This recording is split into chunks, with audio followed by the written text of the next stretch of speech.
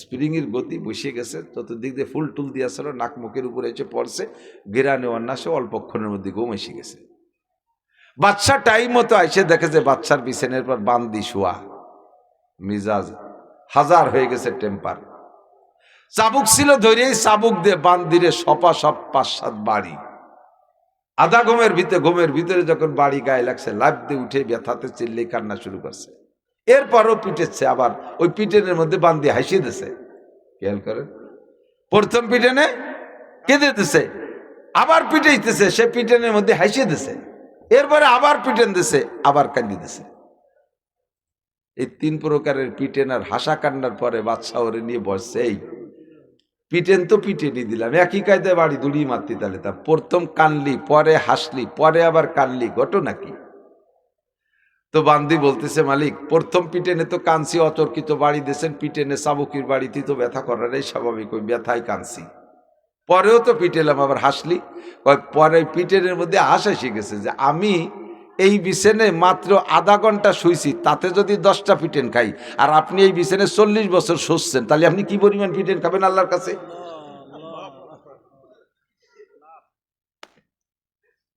কলিজায় মারিয়ে দিছে। আমি এই বিছানে আধা ঘন্টা শোয়ার কারণে যদি 10টা চাবুকের পিটেন পাইতে পারি, 40টা বছর ঘুমাইলা বাচ্চা, তাহলে তুমি কিয়ামতে কি পরিমাণ পিটেন খাবা?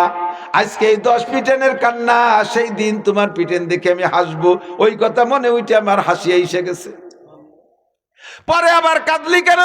কয় পরে কাঁদার কারণ হলো আমি আপনার নুন্নুটি খাই, আপনি আমার মালিক, আমি আপনার বান্দি।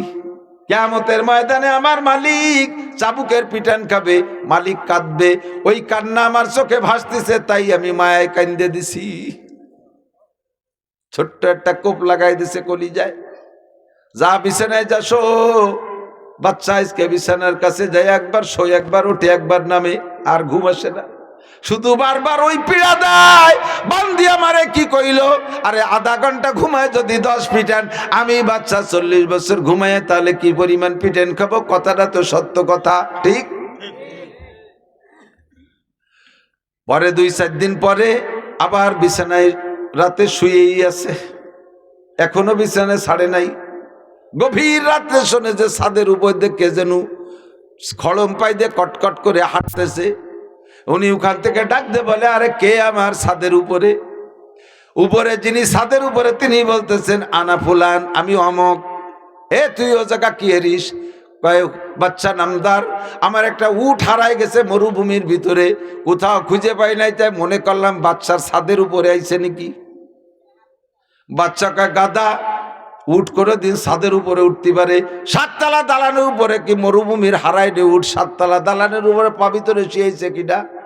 ওই লোক ওই জায়গা থেকে কয়, আমার মরুভূমির হারাইনি উঠ যদি 7 তলা দালানের উপরে না পাওয়া যায়, তাহলে 7 তলা দালানের আরামের বিছানায় শুয়ে আল্লাহরে পাওয়া যায় কিভাবে? রাতটা কোনো মতে পার করছে। সকালবেলা মন্ত্রী পরিষদ যাইকা মূল চাবিটা স্বরাষ্ট্রমন্ত্রীর কাছে জমা দিচ্ছেন, অর্থমন্ত্রীর কাছে জমা দিচ্ছেন, যার যার চাবি। আয়েতে हम मिसले बुलबुल सायरे गुलशन के लिए खुश हुए बागबानो मैं तो अपना घर चले ले ले माली बाग ले ले मैं तो अपना घर चले।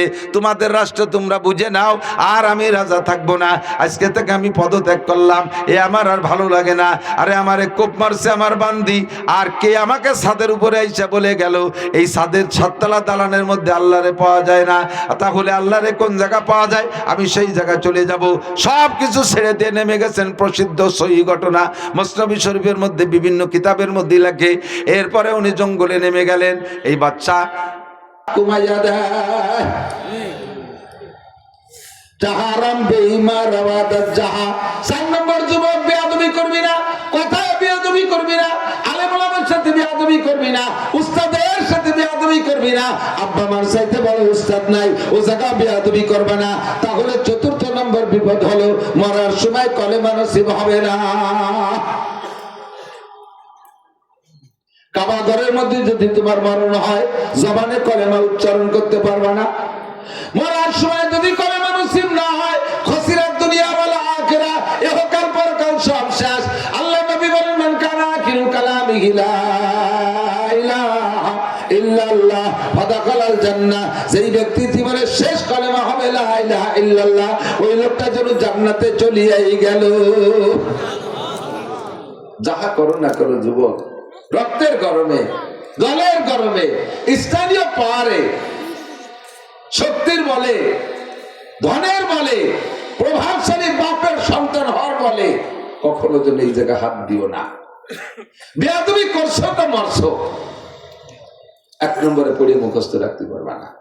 যদিও পড়ি লিখে পাস করো, 2 নম্বরে রুজির অভাব কাটবে না। মোটা চাকরি পাবা তো বেতন পাবা না, চাকরি তো পাবা না। যদি পাও কোনো কায়দায় ঘুষমুষ দিয়ে, তাহলে বেতন পাবা না। আর বেতন যদি পাও ঠিকঠাক মতো বেতন পাও, খাতি পারবা না। কিভাবে খাতি পারবো না? মালি মামলা, রোগ ব্যাধি, এটা উঠায় যা বেতন পাও, বেতন পাওয়ার আগে থেকে তা সব খরচ বরচ দিন আয় বসে থাকে।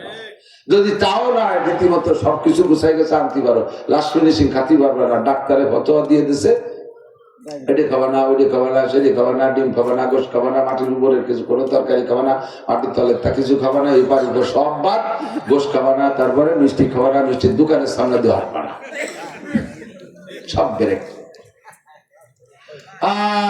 এত সম্পদ কিনা খাবে? কিছু খেতে পারি।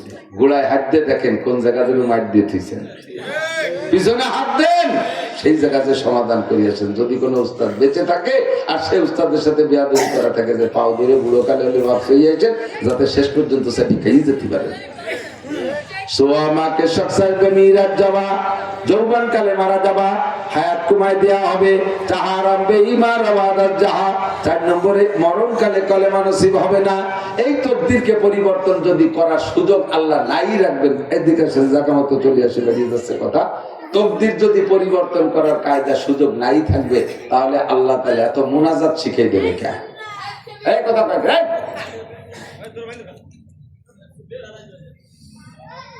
তকদির সবে বরাতে পরিবর্তন হয়, সবে কদরে পরিবর্তন হয়, আমল আখলাকের তকদির পরিবর্তন হয়, দোয়া মুনাজাতে তকদির পরিবর্তন হয়। কথা বল। যদি পরিবর্তন করার সুযোগ অপশন খোলা নাই থাকবে, তাহলে আল্লাহ তাআলা দোয়া করতে শিখাইলো কেন, চাইতে শিখাইলো কেন? তুমি যা লেখছো তাই হবে, তা আমার সাথী কও কেন? যেহেতু আমাদেরকে মুনাজাত শিখাইতেছে, চাওয়া শিখাইছে, তাতে বোঝা যায় যে একটা সুযোগ আছে, একটা সুযোগ। কথা ঠিক বুঝা গেছে? বান্দারে যদি জাহান্নামেই যাবে গুনার কারণে, তাহলে আল্লাহ তাআলা তওবা শিখিয়ে দিতে না। বোঝা যায় যে তওবা শিখেছে এজন্য যে বান্দা গুনাহ করবে, আর গুনার পরে তওবা করলে মাফ করার সুযোগ আছে, এই জন্য আল্লাহ তাআলা তওবাও শিখিয়ে দিয়েছে। কোরআন শরীফ বলে রব্বানা আছে না, রব্বানা আর আল্লাহুম্মা, যেগুলো রব্বানা আর আল্লাহুম্মা সবগুলো মুনাজাত। আল্লাহুম্মা রব্বানা আতিনা ফিদ দুনিয়া হাসানা, রব্বানা যালামনা আনফুসানা, রব্বানা লা তুযিগ কুলুবানা, রব্বানা হাব লানা মিন আজওয়াজিনা, রব্বানা লা তুযিগ কুলুবানা, রব্বানা লা তুআখিযনা, রব্বানা লা তুআখিয আলাইনা। এরকম যত আছে রব্বানা, এই সব রব্বানা দিয়ে আল্লাহ পাক রব্বুল আলামিন দোয়া করতে শিখাইছে। আল্লাহ পাক বলেন তুমি দোয়া করো, আল্লাহ তুমি আমার এইটা দাও, ওইটা দাও, সেইটা দাও, এগুলো তুমি চাইবা। আমি যদি যা লেখছি তাই যদি ঠিক রাখবো, তাহলে তোমার দোয়া করতে শিখাই দেয়া মানে আমি বাটপারি করা, যে আমি যা করব তা করবো, অনার্থক তোমার এদের রব্বানা পড়াইছি, এটা আল্লাহর পক্ষ থেকে এটা ফাজলামি। জোরে কর নাউজুবিল্লাহ। আল্লাহ পাক সেটা বাটপারি করে না, আল্লাহ পাক অপশন খোলা রাখছে। তাই সবে বরাতে কাঁদবো, সবে বরাতটা একটু বুঝে নেন, একটু কয়ে যাই। সবে বরাতটা কি? নবী পাক বলেন কুমু লাইলাহা ওয়া সুমু ইয়াওমাহা, রাতে জেগে ইবাদত করো, কান্নাকাটি করো, দিনের বেলা একটা রোজা রাখো। দিনের বেলা একটা রোজা, কয়টা রোজা? একটা রোজা রাখো। কেন? রাতভর কান্নাকাটি করে চাইবা, দিনের বেলা রোজা রেখে এটা পাস করাই নিবা।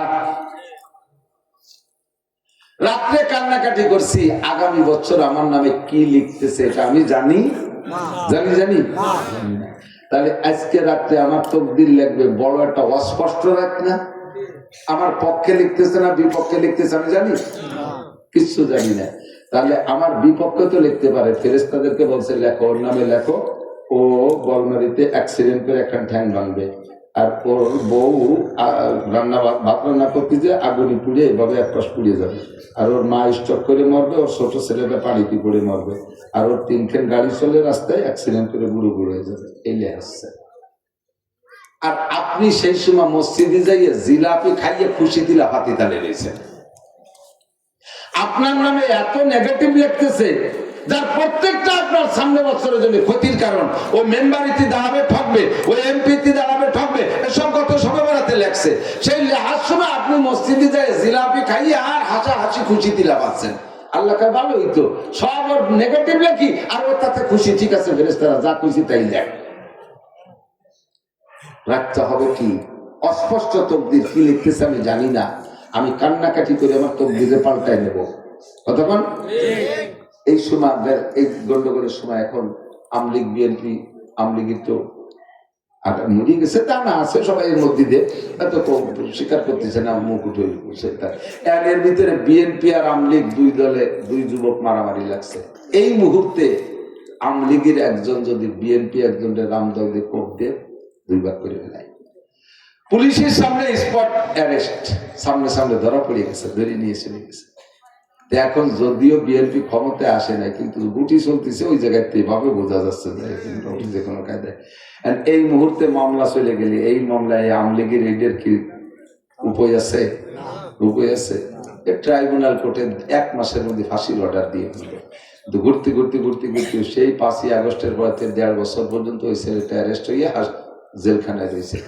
আজকে রায় হবে, আগামীকালকে রায় হবে। আজকে খবর আসছে রায় শুনানি হবে কাল। এই রায়ে ফাঁসির অর্ডার একেবারে অনিবার্য, নিশ্চিত ফাঁসি হবেই হবে। সবাই জানে, এরাও জানে, ওরাও জানে, সেইভাবে তৈরি হয়ে গেছে। কোর্টে যাইয়া ছেলেটা এই 1.5 বছরের ভিতরে কোনো কাপড় চোপড় কেউ সাথে দেখাই করতে দিনে, যে লুঙ্গি পরে ঢুকছে সেই লুঙ্গি ছিঁড়িয়ে ভেতা হয়ে গেছে, অথবা প্যান্ট পরা ছিল সেই প্যান্ট ওই অবস্থা হয়ে গেছে। এখন আজকে কোর্টে যদি ওর বাঁচতে হয়, তাহলে অভিনয়টা কেমন হতে হবে? ওর বিয়ে করছে, একটা বাচ্চা আছে, বউটা পুরনো একখান কাপড় পরা, বাচ্চারা ল্যাংটা ছোট্ট 3 বছর বয়স, মাটা বুড়ো হয়ে গেছে, সিধা ভেতা কাপড় পরে যে কোর্টে দাঁড়াইয়া অভিনয় করতে হবে কেমন? ছেলে চোখ বন্ধ করে দাঁড়ায় রয়েছে, কোন ফাঁকে যে ভয়তে পেশাব হয়ে গেছে, কারণ কি রায় দেয় ফাঁসি এ শুনলি তো হুঁশ থাকবে না, এই ভয়তে চোখ বন্ধ করে রয়েছে, চোখ খোলে না, করজোর দিয়ে এভাবে দাঁড়ায় রয়েছে, পেশাব হয়ে গেছে, কাঠগড়া ভাসিয়ে গেছে। তার বুড়ো মা বলতেছে, জজ বাবা, ছেলে মেয়ে তোমারও আছে, আমার ছেলেটা জীবন বেড়ে ভদ্র, কোন শয়তানের পালায় পড়ে অ্যাক্সিডেন্ট করছে বাবা আমি বলতে পারি না, বাবা তোমার কাছে পায়ে ধরি, এরে যদি ফাঁসি দাও তাহলে আমাদেরকে ফাঁসি দিয়ে দাও, আমি তার মা, আমারও দাও, আর এই যে একটা বাচ্চা আছে বৌমারও ফাঁসি দিয়ে দাও, আমাকে বাসায় রেখে লাভ নেই, বাবা জজ তুমি আমাদের দিকে তাকাও। এইভাবে কান্নাকাটি করতেছে। বলতেছে স্যার আপনি আমার স্বামীর পরিবর্তে আমাকে ফাঁসি দেন, আমার স্বামীরে যদি ফাঁসি দেন তাহলে আমার শাওরির একই মাত্র ছেলে, আমার শাওরি সে অনেক আগে ওই বাচ্চাটা হওয়ার পরে বিধবা হয়ে গেছে, আজকে যদি তারে ফাঁসি দেন তাহলে স্যার আমার শাওরি বেঁচে থাকবে না, বুড়ো মানুষ স্টক করে মারা যাবে, মা বাবা আপনারও আছে স্যার। এইভাবে কান্নাকাটি। ছোট বাচ্চাটা বলতেছে স্যার আমার আব্বাকে ছেড়ে দেন, আমারে ফাঁসি দেন। এখন স্যার ওদিকে সে তো কাঁপতেছে, ওদিকে বাদী পক্ষ দাঁড়ায় রয়েছে, উকিল তো রেডি যে আজকে ফাঁসির রায় দিতে বলে মোটা অঙ্কে হাতিয়ে পাবে। জজ স্যার কলম কামড়া ধরে বসে রয়েছে, একবার বাদীকের দিকে তাকায়, একবার আসামের দিকে তাকায়, একবার ওই কটার দিকে তাকায়, কি করবে? উনি কয় জীবনে বহুত খেলা খেলছি, যা থাকে কপালে চাকরি থাকুক আর না থাকুক, যে অপবাদ আমার পরে আসে আসুক, এই একটা রে মারতে যে 4 ডেরে মারা যাবে না, যা বেকসুর খালাস। অভিনয়টা যদি এমন হয় তাহলে জেনুইন মার্ডার কেসও এভাবে বাঁচাই দেওয়া যায়। কথা কোন ঠিক সেই জান বাঁচাই দিয়ে আসতে পারে। পক্ষান্তরে সেই জায়গায় দাঁড়ায় যদি আসামি আর আসামি সহকারী যারা গেছে তারা যদি কয়, আসামি যদি কয় যে এই ফাঁসি তো হবে, এই মরে তো যাবো, দুয়ের জিলাপি দেখাই নেই, আসামির মা কয় জজ একদিন তুইও রিটায়ার করবি, আমার ছেলের ফাঁসি দিবি, এই যে আছে আমার পুতা একটা, তোরে দেখাই ছেড়িয়ে দেবে। আসামির বউ কয় জজ আমার স্বামীরে ফাঁসি দিবি, তোর বউরে আমি খালি করে আর কেটে দেখে তোর বউর ভাষার কাপড় খুলে দিয়ে যাবে। আর সে জায়গা আল্লাহ হাসি তামাশা এইভাবে যদি, তাহলে কি ফাঁসি বাঁচানো যাবে? এটারে ফাঁসি দে আর ওই কটারে আজতে ধুয়ো। কবে কি কবে না সেম কোয়ালিটি। লাইলাতুল বারাতে কান্নাকাটি হবে, আল্লাহ আমার গুনাহ মাফ করে দাও, আব্বা আমার গুনাহ মাফ করে দাও, আল্লাহ আমার সন্তান নাই সন্তান দাও, আল্লাহ আমার চাকরি না আমার চাকরি দাও, আল্লাহ আমার রিজিকের ভালো ব্যবস্থা নাই ব্যবস্থা করে দাও, সামনে নির্বাচন আমাকে জয়ী করে দাও, আল্লাহ আমারে গাড়ি দাও বাড়ি দাও, আল্লাহ আমি পরীক্ষার্থী ভালো রেজাল্ট করাই দাও, আল্লাহ আমার ভাবনাটা দূর করে দাও, ইত্যাদি ইত্যাদি বলে তোমার প্রয়োজন গুলো চাইবা কান্নাকাটি করে। সে টাকা জিলাপি খাওয়ার কিছুই নাই, গোশ মাছ খাওয়ার কিছুই নাই, হালুয়া রুটি খাওয়ার কিছুই নাই। ওদিকে তোমার তকদিরে লিখতেছে আল্লাহ পাক এই সবই তোমার নেগেটিভ, সবই তোমার নেগেটিভ লিখতেছে। আর এদিকে তুমি জিলাপি খাইতেছো, হালুয়া রুটি রান্না বান্না করে খাইতেছো। আল্লাহ কয় ঠিক আছে সাবেক বহাল, যা লেখছি তাই লেখছি। ওটা এই নেগেটিভ লেখার উপরে যেহেতু সন্তুষ্টতার প্রমাণ, জিলাপি খায়, বিস্কুট খায়, হালুয়া রুটি খায়, গোশ খায়, ঠিক আছে যা লেখছি তাই থাকবে। কথা বলেন ঠিক কি ঠিক না? রাতটা আমার আনন্দের রাত না, জিলাপি খাওয়ার রাত না, হালুয়া রুটি খাওয়ার রাত না। ওই রাতটা টাকা পয়সা দান করবেন, রুটি দান করার চাইতে টাকা দান করলে বেশি নাকি, হালুয়া দান করার চাইতে টাকা দান করলে বেশি নাকি। হালুয়াতে শুধু হালুয়ার কাজ চলে, রুটিতে শুধু রুটির কাজ চলে। আর দানের মাধ্যমে নাকি হয়, টাকা দান করলে টাকা পাইলে মানুষের সব কাজ চলে। কতক্ষণ কাজে ওই রাত্রে দান খয়রাত করবেন, হালুয়া রুটি আর খাওয়া খাই রাত না, কান্নাকাটি করবেন, আল্লাহ পাকের কাছে চাইবেন, সারা রাত কান্নাকাটি কইরা শেষ রাত্রে সেহরি একটা রোজা রাখবেন।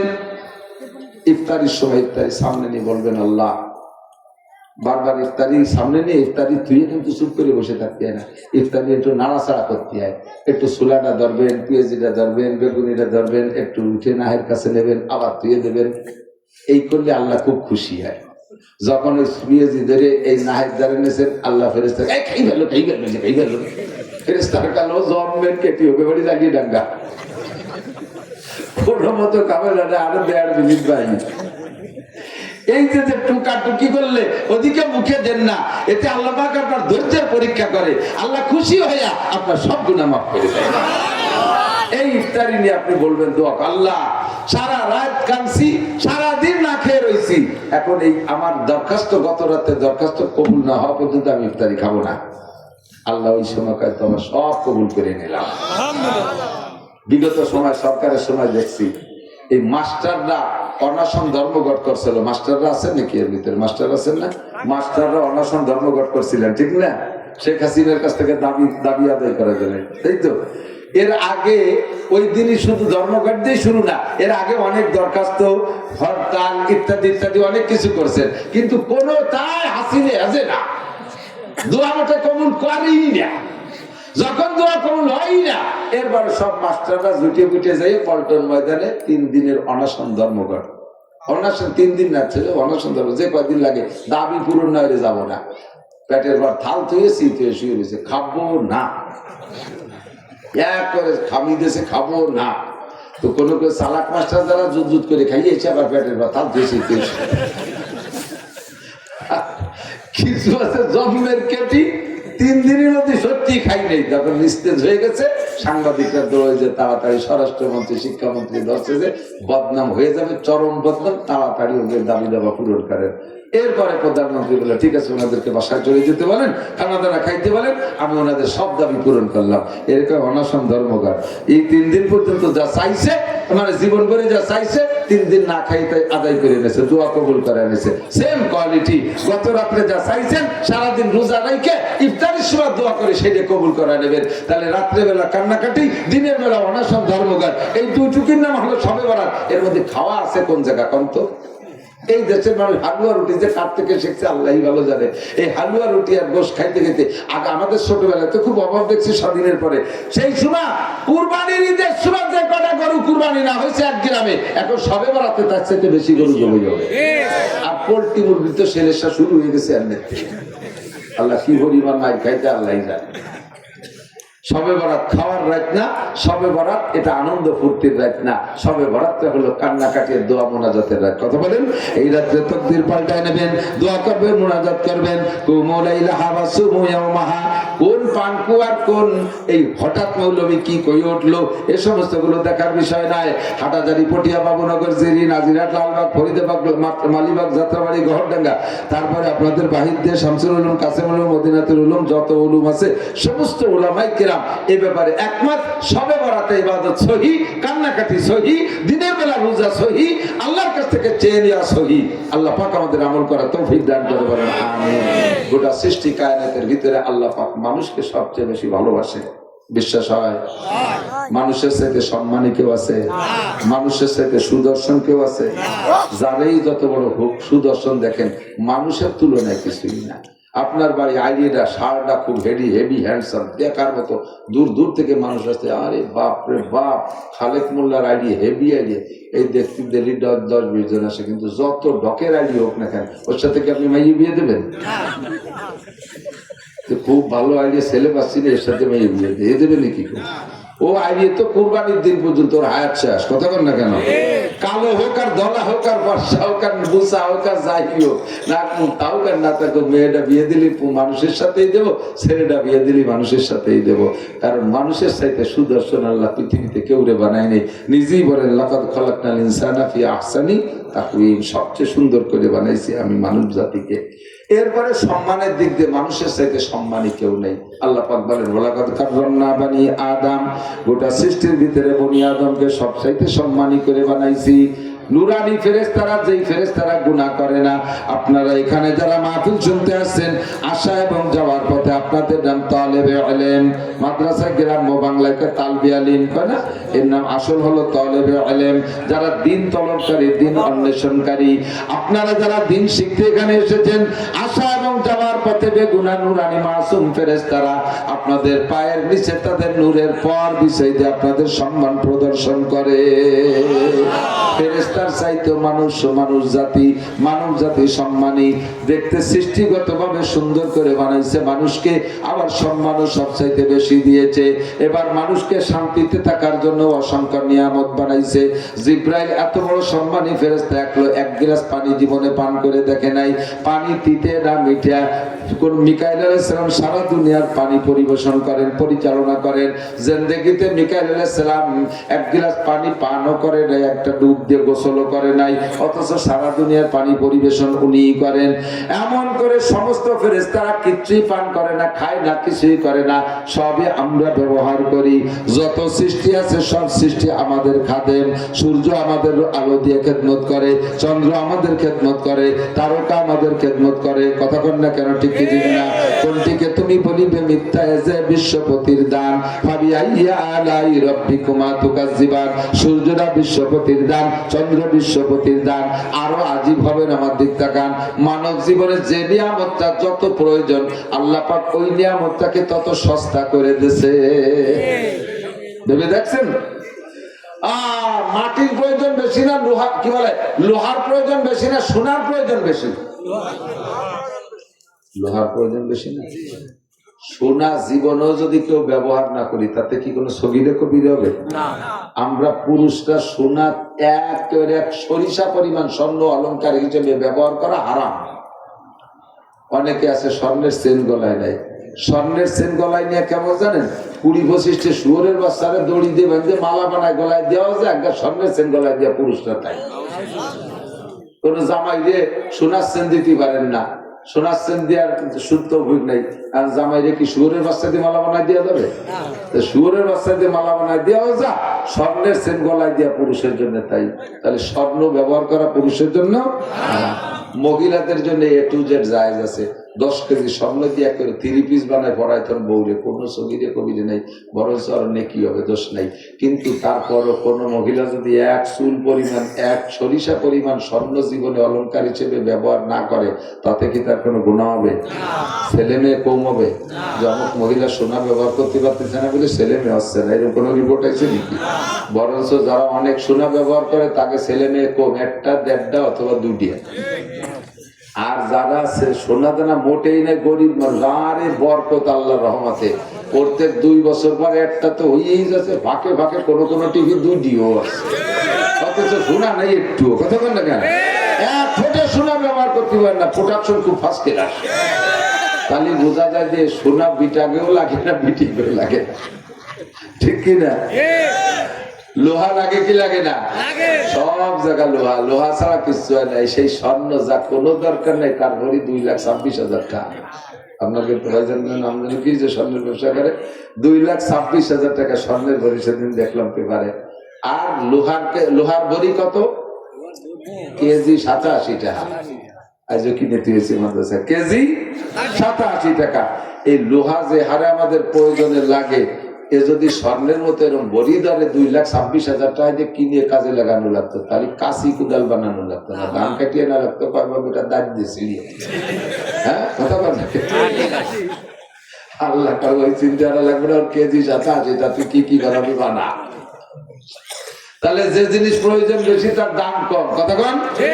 মাটির প্রয়োজন বেশি না লোহার প্রয়োজন বেশি? মাটির প্রয়োজন বেশি। দেখেন তা আরো সস্তা, ঠিক না? 1 কাঠা জমি কিনবেন 1 লাখ টাকা দিয়ে, ওই বরাবর নিচে যত দূর যাবেন জাহান্নাম পর্যন্ত খুঁজে চলে যাবেন, তবু আপনার মাটি, অন্যদিকের ভাগ নাই, ঠিক না? 1 লাখ টাকা কি পরিমাণ মাটি আল্লাহ ফ্রি করে দিচ্ছে। মাটির প্রয়োজন বেশি না পানির প্রয়োজন বেশি? পানির প্রয়োজন বেশি, ঠিক না? পানির আর এক নাম জীবন। তা আল্লাহ আরো ফ্রি করে দিচ্ছে। বর্ষাকাল বোধে ধুমসা নামা নামছে, নদ নদী খাল বিল সাগর সমুদ্র সব পানি ফ্রি, কন্যা সুবহানাল্লাহ। এরপরে পানির প্রয়োজন বেশি না অক্সিজেনের প্রয়োজন বেশি? অক্সিজেনের প্রয়োজন। পানি না খাইয়ে 3 দিনও থাকা যায়, অক্সিজেন না খাইয়ে তো 3-4 দিন থাকা যায়, 3 মিনিট বেশি থাকা যায়। আল্লাহু আকবার। আল্লাহ আরো ফ্রি করে দিয়েছে, আরো ফ্রি করে দিয়েছে, কন্যা সুবহানাল্লাহ। কোনটিকে তুমি বলিবে মিথ্যায় যে বিশ্বপতির দান, এগুলো সব কার দান? আল্লাহ। কবি আইয়া আলাই রব্বিকুমা তুকাজ্জিবান। আল্লাহু আকবার। অক্সিজেন, এই আইসিইউতে অক্সিজেন কিনে ব্যবহার করা লাগে না? ঘন্টায় 2,000 টাকা বিল, ঘন্টায় 2,000 টাকা, যদি মানে 24 ঘন্টায় 48,000 টাকা। আল্লাহু আকবার। আমার আপনার দৈনন্দিন যে অক্সিজেন ব্যবহার করতেছি, এ যদি 48,000 টাকা বিল দিয়ে বেশি, তাহলে কয়জন বাঁচতাম? পান্দি শিল্পপতি কোটিপতিরা হয়তো মাস 3 থাকতো। আমরা গরিবের গোলাপান বাপ ধান চালাই কিষেন বেছে, আমাকে আমরা পেটে থাকতে ভয়তে মরি যেতাম। আব্বা 500 টাকা দিন ভরে কিষেন বেছে পায়, ওই অক্সিজেনের বিলও দিতে পারবো না, খালি হয়ে লাভ না, পেটে মরে যাই। আল্লাহ কই চিন্তা তোমার করা লাগবে না, তুমি বাড়ি চলে এসো। অনেক থাকি না, হয়ে গেছে, মাস দিন পেরে গেছে, আমি তোমার জন্য অক্সিজেন ফ্রি সাপ্লাই দিলাম। সুবহানাল্লাহ। এই সব কিছু দিয়ে প্রমাণ করতে চায় আল্লাহ আমাদেরকে ভালোবাসে না মন্দবাসে? ভালোবাসে, ঠিক না? এবার আল্লাহ পাক বলেন, আমি তো তোমার রাতভর জীবন ভরে সারা জিন্দেগি ভরে সবাই মিলে বললো শেষ করতে পারবো না, এই জন্য এখানে বেড়ে পেয়ে গেলাম যে আল্লাহ আমাদেরকে ভালোবাসে, তার অসংখ্য প্রমাণ, ঠিক না? আর একটা প্রমাণ না বলে পারতেছি না। আপনি যদি অন্যায় করি, সরকারের অধীনে থাকি, আমারে সরকার ছাড়ে না, যে কোনো ভাবে ধরে ফেলবে, আমারে জেলে দেবে, ফাঁসি দেবে, ইত্যাদি ইত্যাদি করবে, ঠিক না? সরকারের যদি ভোট না দেয়, নির্বাচিত সরকার যদি আমার বিরোধী দল হয়, তাহলে আমারে সরকার অনেক কিছুতে বঞ্চিত করবে। আল্লাহ পাক বলেন, বান্দা আমারে আল্লাহ বলে স্বীকার করিস না, আমার নাফরমানি করিস, মূর্তি পূজা করিস, জিনা করিস, ব্যভিচার করিস, হাজারো অপরাধ করিস, তবুও আমি দেখ তোদের জন্য কোনো নিয়ামত বন্ধ করি না। হিন্দুদের কাছে দান হয় না এরকম নাকি? বরঞ্চ মুসলমানের সাথে হিন্দুকে বইতে দান বেশি হয়, কতক্ষণ তাদের ফসল বেশি হয়, তাদের ব্যবসায় উন্নতি বেশি। মুসলমানদেরকে দুনিয়া আমি কত দিয়ে যাচ্ছি, এটা প্রমাণ করে যে আমি তোদেরকে ভালোবাসি। যে যারে ভালোবাসে সে তার অনেক